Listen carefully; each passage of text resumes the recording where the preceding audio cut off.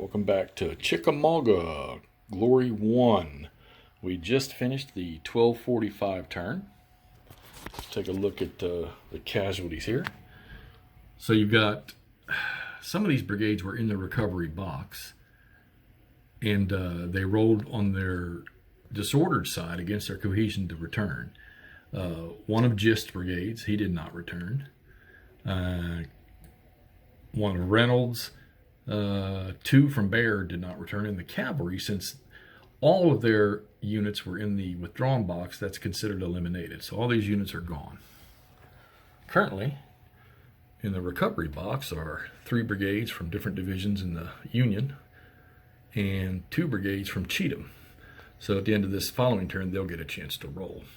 Now that McCook from Granger being lost, that kind of hurts a little bit, because now it gives the Confederates sort of free range up here, as long as they don't cross or get on this road or go north of it all the way back through here, and then they don't activate unless you roll a 0 when their chit's drawn.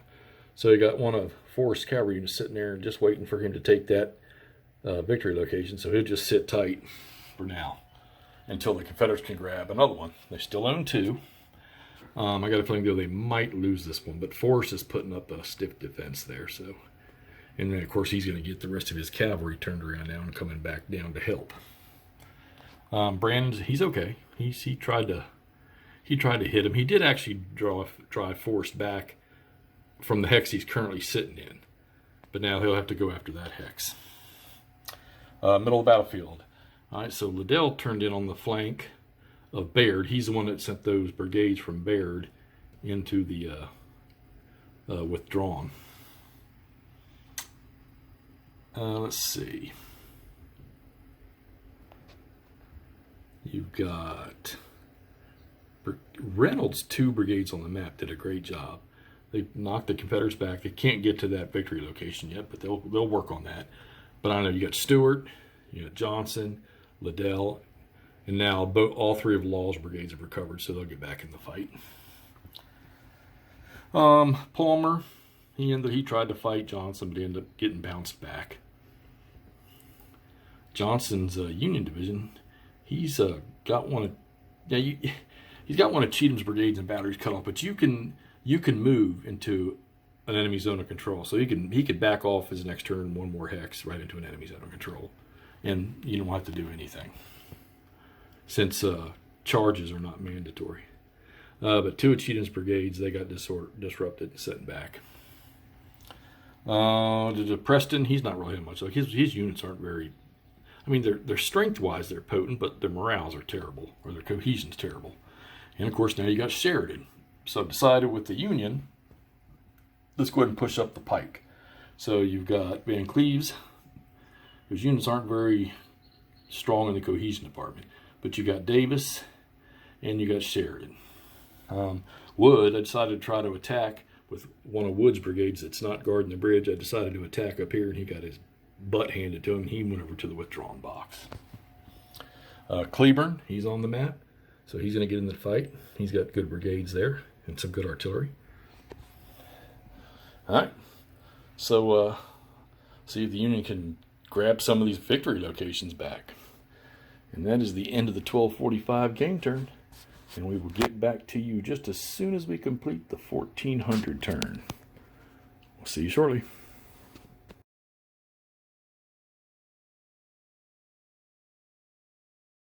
All right, close of the 1400 game turn. Well, I'm learning with this game that units in the divisions, i.e. the brigades, and the artillery assigned to them, tend to get separated from each other quite a bit, which puts the artillery in a bad spot if there are Confederate forces nearby that can charge them.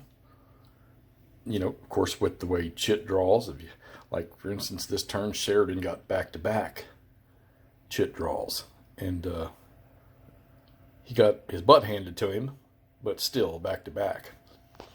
So let's see where the casualties have gone. Couple more artillery batteries from the Confederates. They lost 2 artillery batteries that time. Johnson, he lost both his artillery batteries. Baird's artillery battery got taken out. All right. Granger, still sitting there. He has not been alerted yet, which is kind of, you think he'd hear the combat. But the rules say he stays there until one of those things are violated. Distance or crossing that road. So that one forced cavalry unit still sitting there waiting. Forces charged in here and tried to disrupt Brandon, but he failed. And he got assaulted over here and lost. So they gave that victory location back to the Union. Law's brigade that was now up here. And he's going to have to deal with Brandon along with the forced cavalry. He's only got one brigade left, but he's tried to get up here and help. Moving down towards the south here. Confederates are still holding that victory point. They're pretty strong in there. I'm going to imagine they'll probably survive that one, unless a lot of these Union reinforcements can move up this road. Reynolds, he's both disrupted, but he's holding on. That darn Wilder's brigade is tough. He took on Johnson, hit him from the front and the rear at the same time, and still got sent back. Palmer, he's there to back up Reynolds. Palmer's division, he's got two of his brigades there. And Baird has one brigade left. He's there, he can be in the fight. He's probably going to shift around here and try to cover this left side where Liddell is. Liddell's got two very, very large assaulting brigades. All right, so we go down here. And like I said, there's Sheridan. He came in, he attacked. I think he actually affected one unit, but then he got put back. But then right behind him came Negley.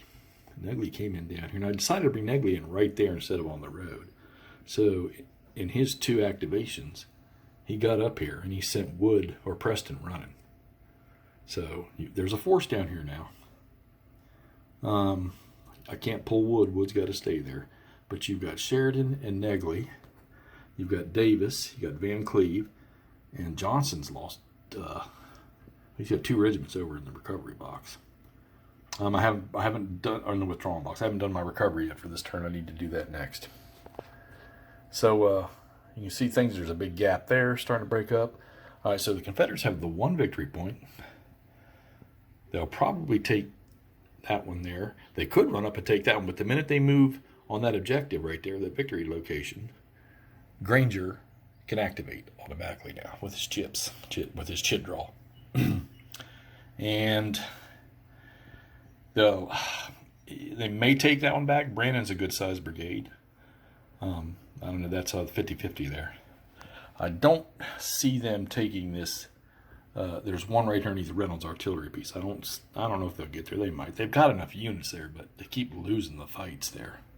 So right now they're sitting on one. You can pretty much say they're going to have two. And it's 50-50 on the third one. But they need to get four. All right. So that's the end of the 1400 game turn. And we'll update you after we finish the 1515 turn. See you then.